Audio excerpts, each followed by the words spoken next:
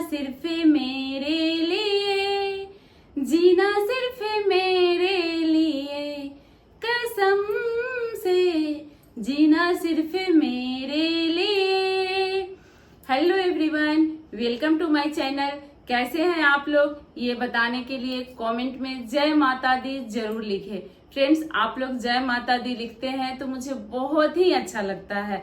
ये ऐसा लगता है कि आप लोग मेरी पूरी वीडियो देख रहे हैं, मुझे बहुत पसंद कर रहे हैं, इसलिए कमेंट में जय माता दी जरूर लिखिएगा। अब हम जानते हैं कि हम अपने पति की दिल की रानी कैसे बने, हम किन किन बातों का ध्यान रखें जिससे हम अपने पति की दिल की रानी बन सके। तो इसलिए बने रहिए मेरे साथ मेरे चैनल पे। अगर आप लोग को मेरी बातें, मेरी वीडियो पसंद आती है, अच्छी लगती है, तो जरूर मेरे चैनल को सब्सक्राइब करें, बेल आइकन भी प्रेस कर दे, जिससे आने वाली वीडियो की नोटिफिकेशन इजीली मिल जाएगी। फ्रेंड्स, अपने पति की दिल की रानी बनने के लिए सबसे पहले हमें कुछ बातों का बहुत ही खास ध्यान रखना पड़ेगा।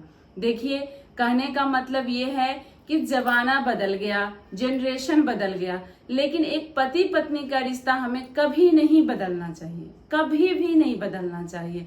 ऐसा नहीं कि मॉडर्न जमाना आ गया है तो हम रिश्ता भी मॉडर्न की तरह ही निभाएं। अब हम जानते हैं हमारी टिप्स क्या है।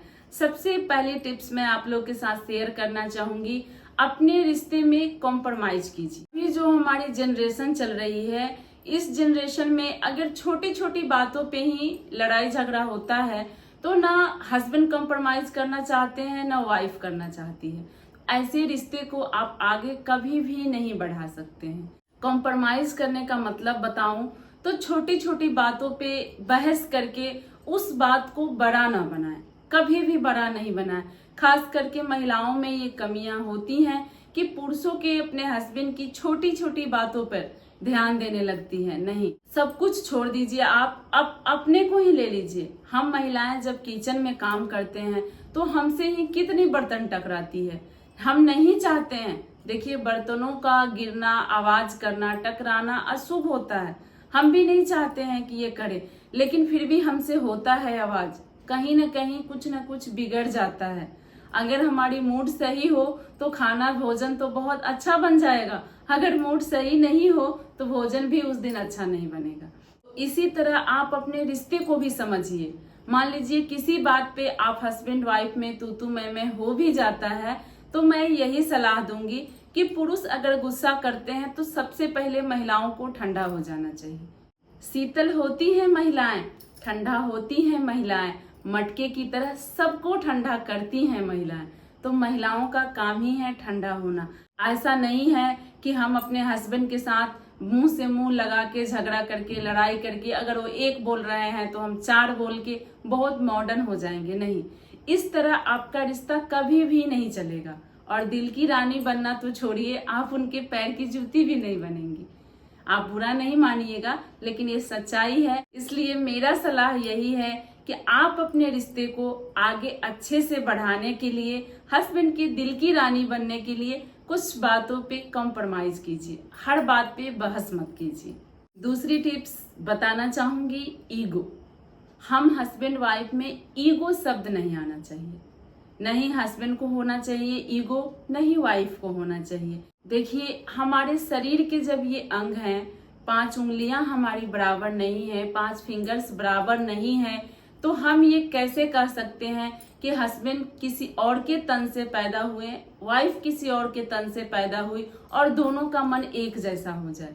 कभी भी नहीं होगा, कभी भी नहीं होगा।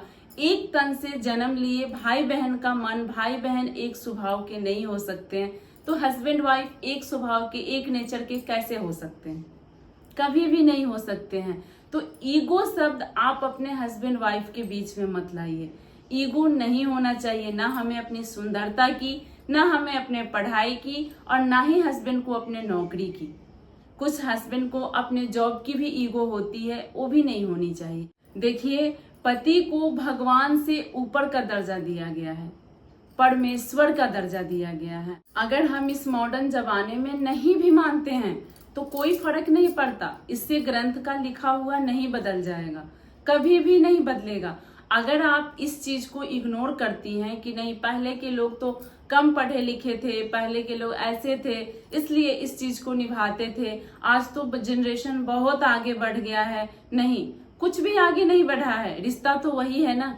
अगर मान लीजिए कोई गलती हुई है हस्बैंड से, उनको भी इजली पत्नी को सॉरी जरूर बोलना चाहिए। अगर पत्नी से भी लगता है कि हाँ हम इस मैटर में पति से ज्यादा बहस कर दिए, नहीं करना चाहिए, तो आपको इजली सॉरी बोल देना चाहिए। या फिर कोई भी इस तरह की कोई भी गलती हो सकती है जिसमें आपको लगता है कि हाँ मेरे से गलती हुई है, तो देखिए सॉरी बोलने में कोई शर्म नहीं है। इस तरह आप इन छोटी छोटी बातों पर ध्यान रखेंगी, ध्यान देंगी, तो ऑब्वियसली आप अपने पति की दिल की रानी बनेंगी, बिल्कुल बनेंगी, इसमें कोई शक नहीं है। तीसरी टिप्स है हमारी विश्वास। विश्वास ऐसा शब्द है जो बहुत छोटे रिश्ते को बड़ा बना देता है, और विश्वास टूटना ऐसा शब्द है जो बड़े रिश्ते को छोटा बना देता है। तो विश्वास बहुत बड़ी चीज होती है, बहुत बड़ी चीज होती है विश्वास। तो हमारे पति पत्नी के बीच में विश्वास शब्द जरूर रहना चाहिए। आजकल आप लोग भी देख रहे हैं इतने रिश्ते में हस्बैंड वाइफ को छोड़ना, वाइफ हस्बैंड को छोड़ना, ये सब क्यों हो रहा है? क्योंकि ना हस्बैंड को वाइफ पे विश्वास है और ना ही वाइफ को हस्बैंड पे विश्वास है। किसी भी छोटी मोटी बातों पे आप अपने हस्बैंड पे शक न किया करें। शक बहुत बड़ा बीमारी होता है जो आप सभी जानते हैं, रिश्ते को बिल्कुल खोखला कर देता है। जैसे हम कपड़े को निचोड़ते हैं, वैसे शक ऐसा शब्द है जो हमारे रिश्ते को निचोड़ देता है। तो कभी भी शक ना करें, ना ही हस्बैंड अपनी वाइफ पे शक करे और ना ही वाइफ अपने हस्बैंड पे शक करे।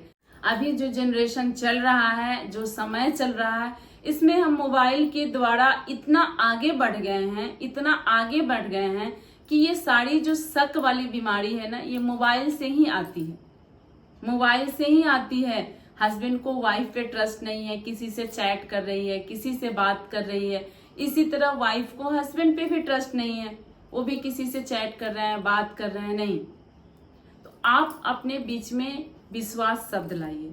अगर आपको किसी भी बात पे, मेरा मानना, मेरा कहना यही होता है कि अगर मान लीजिए किसी भी बात पे अगर आपके दिमाग में शक उत्पन्न हुआ है, तो आप इजिली अपने हस्बैंड से पूछ लीजिए, आप क्या कर रहे थे फोन पे, किससे बात कर रहे थे, किसको ये चीज बता रहे थे, ये किसका नंबर है। हस्बैंड से पूछकर उसे इजिली दूर करें, लेकिन शक वाली शब्द नहीं आनी चाहिए। और हस्बैंड को भी समझना चाहिए कि अपनी पत्नी को सारी बातें जरूर बताएं, जरूर बताएं, जिससे दोनों के बीच में रिश्ता बहुत अच्छा बना रहे। इसमें चौथी टिप्स आती है कंपेयर करना, तुलना करना। कभी भी हमें अपने हस्बैंड को दूसरे के हस्बैंड से तुलना नहीं करना है। देखिए जिंदगी में कभी कभी ऐसा समय भी आता है हमारे साथ, उस समय हमारे सब दोस्त, हित, घर परिवार सब साथ देना छोड़ देते हैं। लेकिन आप ही बताइए, क्या हस्बैंड हमारा साथ देना छोड़ देते हैं? क्या हम हस्बैंड का साथ देना छोड़ देते हैं? कभी नहीं छोड़ते। रहते तो हम उन्हीं के साथ हैं। किसी भी मैटर में तुलना नहीं, किसी भी बात पे दूसरे से तुलना मत कीजिए, चाहे उनकी जॉब को लेकर, उनकी पढ़ाई को, उनकी फिटनेस को, उनके रहन सहन को नहीं। अगर मानती हूँ मैं कुछ चीजें हर किसी में हमें अच्छा नहीं लगता, आपको अपने हस्बैंड में अच्छा नहीं लग रहा है, तो आप कोशिश कीजिए ना उनको थोड़ा थोड़ा करके बदलने के लिए। ऐसा कोई इंसान है जो कि समझाया हुआ ना करे? अच्छा दिखना, अच्छा रहना किसको पसंद नहीं है? सबको पसंद है। तो इस तरह से आप अपने हस्बैंड में बदलाव लाएं, लेकिन उनका कंपेयर ना करें। जब तक आप कंपेयर करते रहेंगे, आप दोनों के बीच में गहरा प्यार कभी भी नहीं बनेगा। तो इस 5वीं टिप्स पे जरूर ध्यान दीजिएगा।